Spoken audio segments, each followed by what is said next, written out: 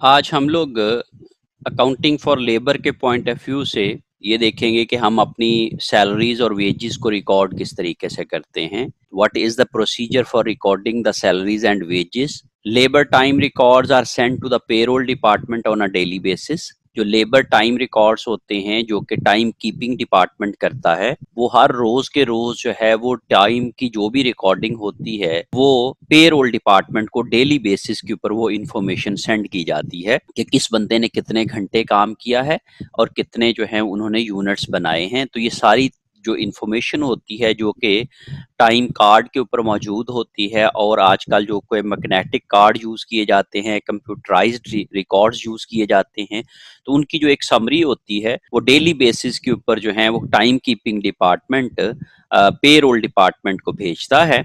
और labour cost are charge to the appropriate jobs और departments and factory overhead. और जो लेबर कॉस्ट होती हैं वो अप्रोप्रिएट डिपार्टमेंट्स को, जॉब्स को या फिर फैक्ट्री ओवरहेड को चार्ज की जाती हैं। जो लेबर कॉस्ट हो सकती हैं उनमें डिफरेंट किस्म की कॉस्ट हो सकती है। जैसे हमने पिछली क्लासेस में भी बात की थी कि अगर वो प्रोडक्टिव काम कर रहे हैं तो वो वर्क इन प्रोसेस को चार्ज होगा। अगर वो नॉन प्रोडक्टिव आवर्स की उनको पेमेंट हो रही है तो वो वर्क इन प्रोसेस को as a makeup guarantee charge होगा। इसके अलावा अगर कोई मशीन रिपेयरिंग कर रहा है तो उसका वो FOH को चार्ज होगा। अगर वो सुपरवाइजर है तो उसका FOH को चार्ज होगा। अगर वो स्वीपर है या फिर हेल्पर है तो उसका FOH को चार्ज होगा। अगर वो सेल्स का आदमी है तो उसकी सेल्स डिपार्टमेंट को चार्ज होगा। अगर वो एडमन का आदमी है, उसकी सैलरी है तो वो एडमन डिपार्टमेंट को चार्ज होगी। तो इस तरीके से, और अगर उसने किसी मजदूर ने वर्क इन प्रोसेस में जो है उसकी फर्दर डिवीजन हो सकती है कि उसने किस जॉब पे काम किया है। जिस जॉब पे को उसने काम किया है तो हम work in process job number that करके उसको चार्ज कर देते हैं। तो इसलिए जो लेबर कॉस्ट होती हैं उनकी एक समरी बनाई जाती है। वो समरी की बेसिस के ऊपर वो फिर अप्रोप्रिएट जॉब को चार्ज की जाती है। फिर अप्रोप्रिएट डिपार्टमेंट हैं, जैसे सेल्स डिपार्टमेंट है, एडमिन डिपार्टमेंट है, या आप इस तरह से कह लें कि डिलीवरी डिपार्टमेंट है, तो उनकी जो भी सैलरीज होती हैं वो उनके पर्टिकुलर एक्सपेंसेस में चार्ज की जाती हैं। और जो फैक्ट्री के मजदूर होते हैं और इनडायरेक्ट लेबर होती है उसको हम लोग फैक्ट्री ओवरहेड को चार्ज करते हैं। तो जैसे जो भी हम प्रीमियम पे करते हैं, ओवर टाइम पे करते हैं, या हम ज्यादा चार्ज पे करते हैं, तो वो सारी की सारी कैलकुलेशंस की जाती हैं और उन कॉल कैलकुलेशंस को प्रॉपर जॉब को या फिर प्रॉपर डिपार्टमेंट को या फिर फैक्ट्री ओवरहेड को चार्ज किया जाता है। Then this analysis is recorded on a labour cost summary.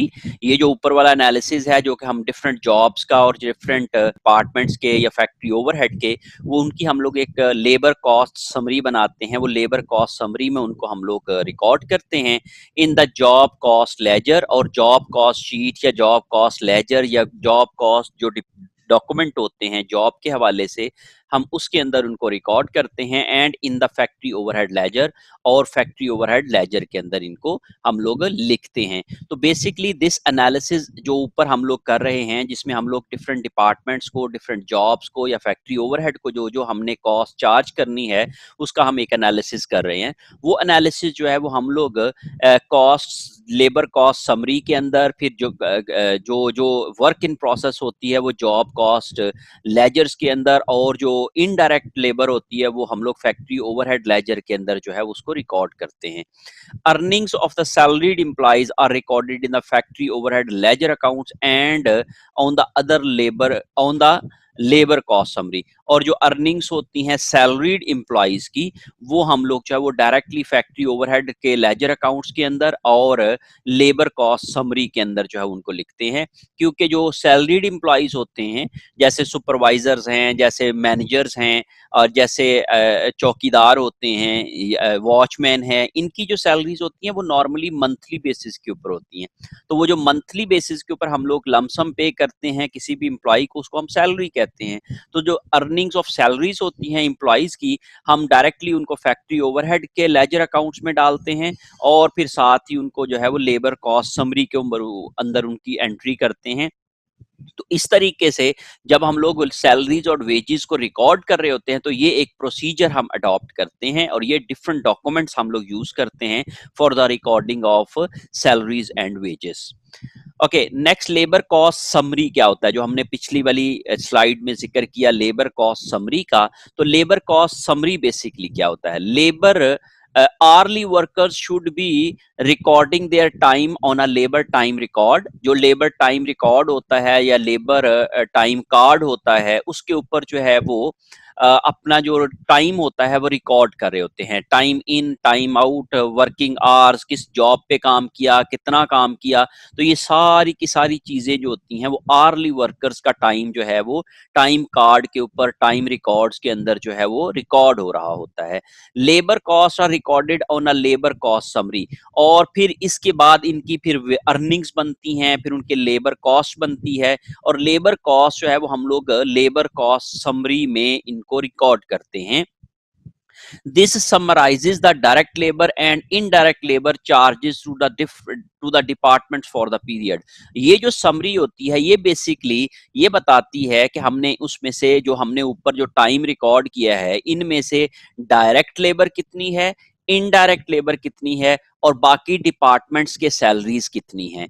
तो ये basically this is the basically summary of division of you must say direct indirect labour and other departments.